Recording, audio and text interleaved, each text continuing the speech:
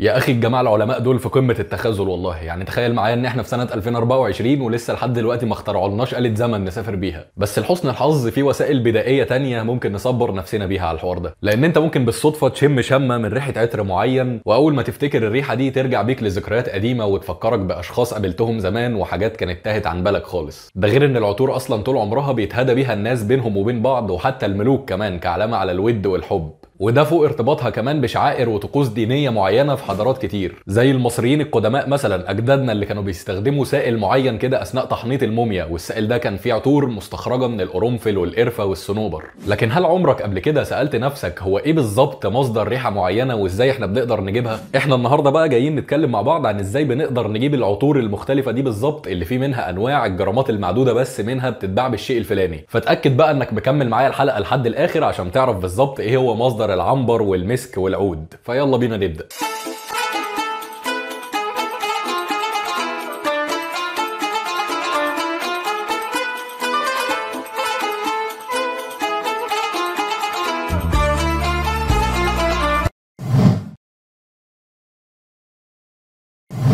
تخيل معايا كده انك دخلت جوه محل عطاره موجود في حي قديم، والمكان حواليك مليان بروايح كتير مختلفه وداخله في بعضها، عطور بقى وتوابل واللازم منه، لكن مناخيرك بتلقط كده من وسطهم ريحه واحده هاديه وعميقه، بتكتشف بعدها ان دي ريحه العنبر، اللي بيعتبر واحد من اغرب الحاجات اللي موجوده في الطبيعه ولسه لغز لحد دلوقتي. لانك لو بتسال نفسك ريحه العنبر دي جت منين، فانت مش لوحدك، عشان البشر من تقريبا 1000 سنه فاتت بداوا يلاقوا كتل العنبر مرميه على شواطئ البحار والمحيطات. بس خلي بالك ده بس البشر عرفوه واستخدموه من 1000 سنه، لكن في حفريات للعنبر بتقول لنا ان هو كده كان موجود على الارض من 1.7 مليون سنه. والناس بقى في البدايه كانت فاكره ان الكتل اللي بيلاقوها دي عباره عن زبد البحر بس متحجر، وناس تانية برضو كانت شايفه ان دي عباره عن مخلفات لطيور حجمها كبير شويه. ومفيش اي حد خالص كان يعرف ان المصدر الوحيد للعنبر هو حوت العنبر لغايه القرن ال19، اللي هو من بين سنه 1800 ل 1900 لو انت مش عارف. وعلى فكره العلماء لحد النهارده ما قدروش يكتشفوا بالظبط هي ازاي ماده العنبر دي بتخرج من جسم الحوت. في جزء من العلماء بيقول ان الحوت بيرجع المادة دي من بقه، وبيبقى العنبر ده عبارة عن تقيؤ الحوت.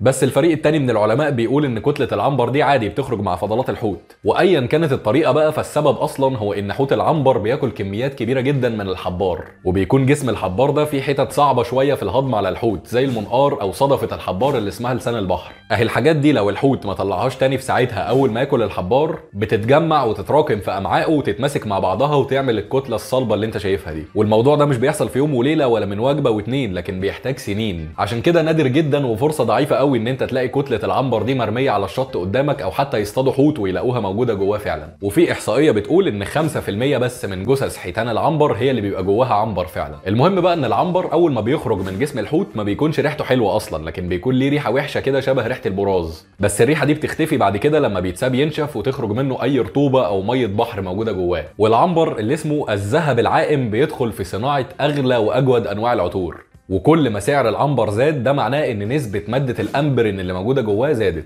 ومادة الامبرين دي هي المادة المسؤولة عن تثبيت ريحة العنبر لفترة طويلة. وكمان العطارين من زمان كانوا متعودين يصنفوا العنبر على حسب لونه، يعني مثلا الصنف الابيض من العنبر هو الاجود والاغلى من البني والرمادي، والعنبر الاسود هو اقل واحد فيهم في القيمة والسعر عشان نسبة الامبرين فيه هي اقل حاجة. واختلاف الالوان ده بيحصل على حسب هو العنبر اتعرض للهواء قد ايه، كل ما كانت الفترة دي اطول كل ما كان احسن، عشان احنا اصلا قلنا ان هو بيخرج من الحوت ريحته وحشه، وبعدين الريحه دي بتبتدي تتحول كل ما يفضل في الهواء فتره اكتر لحد ما ينشف. العنبر اللي كان حاضر بقوه في الحضارات العربيه القديمه، ومش بس استخدموه كعطر لكن عملوا كمان منه وصفات طبيه بتعالج القلب والدماغ. ومش محتاج بقى خالص اقول لك طبعا ان البشر اول ما عرفوا ان العنبر ده بيجيب فلوس حلوه وبدا استخدامه بشكل تجاري، خلوا حوت العنبر مهدد بالانقراض من كتر الصيد فيه عمال على بطال، لغايه ما بقت دلوقتي حيتان العنبر محميه رسميا من الصيد بموجب القانون في بلد زي بريطانيا مثلا. لكن برضه مفيش مانع ان احنا نستفيد من كتل العنبر نفسها لو لقيناها مرميه على الشط او في البحر نفسه، عشان هي برضه بتبقى عمليه طبيعيه الحوت كده بيعملها في البحر. ولو احنا خدنا الكتل دي اللي هي فعلا خرجت منه، ده ما فيهوش اي ضرر على حياه الحيتان. ودي كانت كل حاجه عن العنبر، بينا على اللي بعده.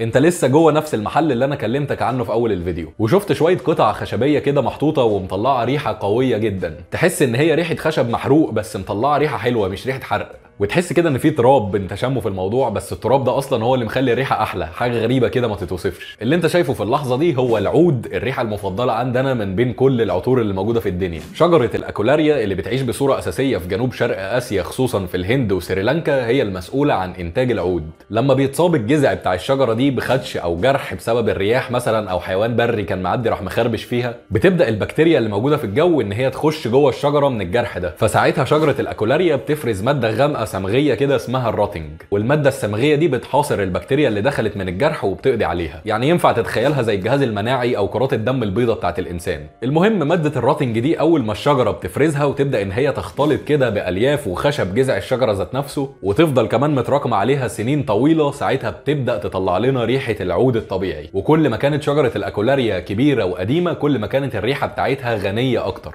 لكن المشكله بقى ان العمليه دي نادره جدا جدا، يعني 2% بس من اشجار الاكولاريا اللي موجوده في الغابه هي اللي ممكن تلاقيها مصابه فعلا ومطلعه عود طبيعي مكان الاصابه. والندره الكبيره بقى في العمليه دي هي اللي بتخلي ممكن انواع من العود الكيلو الواحد منها يبقى ب 10000 دولار، وممكن يوصل لغايه 30000 دولار كمان كيلو واحد من العود حسب مكان الشجره وعمرها. وعشان بقى يضمنوا انتاج العود بشكل مستمر دايما وما يفضلوش قاعدين مستنيين جنب الغابه لغايه ما هي تعمله بشكل طبيعي، فسكان الدول بقى اللي عندهم شجره الاكولاريا دي بقوا بيعملوا مزارع لشجره العود، وهم اللي يجرحوا فيها فيعملوا لها اصابه صناعيه يخلوها تفرز ماده الراتنج اللي بعدها طبعا هيطلع لنا ريحه العود. وما عملوش كده طبعا من نفسهم، لكن بعد ما كالعاده شجر الاكولاريا في الطبيعه بقى مهدد بالانقراض، لان البشر بقوا ماشيين يقطعوا في الشجر ده عمال على بطال ويدوروا جواه على العود، اللي هو احتمال قليل جدا اصلا ان انت تلاقي العود فعلا متكون جوه الشجره بشكل طبيعي. والعود برضه حاضر بقوه طبعا في الثقافات العربيه كلها كمكون اساسي في العطور، ان ما كانش العطر كله اصلا ممكن يبقى عباره عن عود. وبيدخل في صناعات كتير برضه زي معطرات الجو ومستحضرات العنايه بالجسم او تركيبات البرفانات والعطور الشخصيه، بسبب ريحته اللي بتفضل ثابته لفتره طويله ومش بتختفي غير بصعوبه. ولو انت حاطط عود نضيف كمان انت ممكن تغسل هدومك وبعد الغسل تيجي تشمها تلاقي ريحه العود لسه لازقه في الهدوم. وبسبب ثمنه الغالي جدا ومصدره الوحيد اللي انت لازم تجيبه منه اللي هو دول جنوب شرق اسيا، فانت غالبا كده لو اشتريت ازازه عود ففي احتمال كبير جدا ان ما يكونش فيها ولا قطره واحده طبيعيه من العود، وهتبقى عباره عن ماده متصنعه باخشاب وعنبر وزيوت تانية محطوطه على بعضها بتكون لنا ريحه شبه ريحه العود. وعلى فكره في اوقات ممكن المركبات دي تعمل ريحه احلى من ريحه العود كمان، لكن هتفضل برضه في الاول وفي الاخر مش هي العود الحقيقي الطبيعي. ودي كده كانت كل حاجه عن العود، بينا على اللي بعده.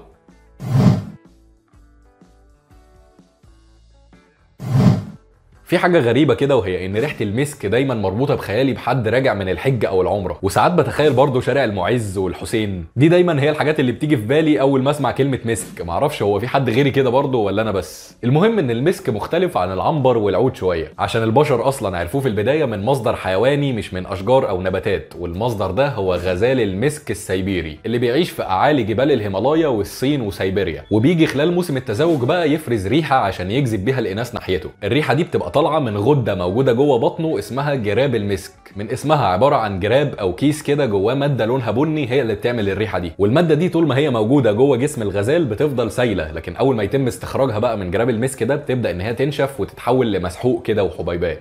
والسكان الاصليين بتوع الاماكن دي قاموا بالواجب وزياده، ما كانوش سايبين الكائن ده في حاله، لكن كانوا عمالين يصطادوه عشان ياخدوا منه جراب المسك. وبالمره برضه مفيش مانع لو استغلوا جلده في صناعه الشنط والفرو والشعر في حشو المخدات والمفروشات.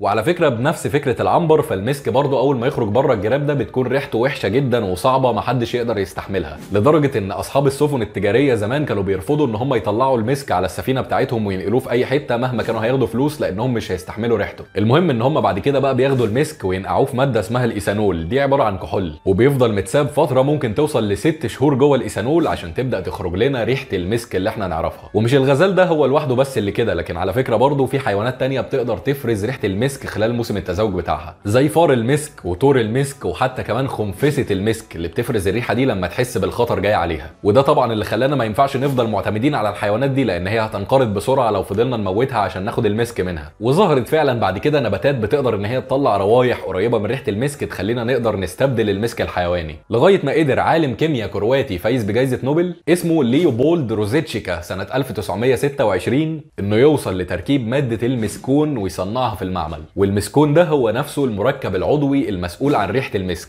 وبكده يكون العلماء قدروا ينتجوا المسك الصناعي في المعمل اللي اتعرف بعدها باسم المسك الابيض، وما بقاش البشر تاني مضطرين يموتوا اي حيوانات عشان ياخدوا منها ريحة المسك. في النهاية خليني اقول لك ان كل ريحة حلوة انت بتشمها كان وراها تاريخ طويل من العنف ضد الطبيعة وسوء استغلال الموارد اللي ربنا اداها للانسان، ولحد النهارده اكيد لسه في تجارة غير شرعية في الكائنات دي برغم حماية القوانين والمنظمات الدولية ليها. لكن لو كنا عايزين عالم العطور ده وعالمنا كله يفضل مستمر معانا بسلام، فمفيش قدامنا اي حل غير تطوير البدائل الصناعية زي ما بيحصل كده دلوقتي في المعمل، وننتج مواد ليها روايح شبه الروائح الطبيعية، وزيادة التوعية طبعا عند الناس بخطر قتل الحيوانات دي، وطبعا تشديد القوانين اللي بتحمي البيئة. وبس المسك والعنبر والعود هم كانوا الثلاث عطور اللي جاي اتكلم عنهم النهارده. بس لو الفيديو عجبكم مفيش اي مانع ان انا اعمل جزء تاني ليكم ونتكلم عن عطور تانية مختلفة ونعرف المصادر الاصلية اللي كنا بنجيبها منها وايه الوضع دلوقتي. كده اقدر اقول ان كل الكلام اللي كنت محضره للفيديو ده خلص خلاص. يا ريت بقى لو الفيديو عجبك تعرفني الحوار ده من خلال ان انت تنزل تدوس لايك وتشترك في القناة من تحت الفيديو لو ما كنتش مشترك. ولو كنت اول مره تشوف فيديو ليا ما تنساش تخش تاخد لك لفه كده في باقي الفيديوهات اللي موجوده على القناه، وان شاء الله هتعجبك. عشان بس نسيت اقول الجمله دي وانا بصور. وبس كده، سلام.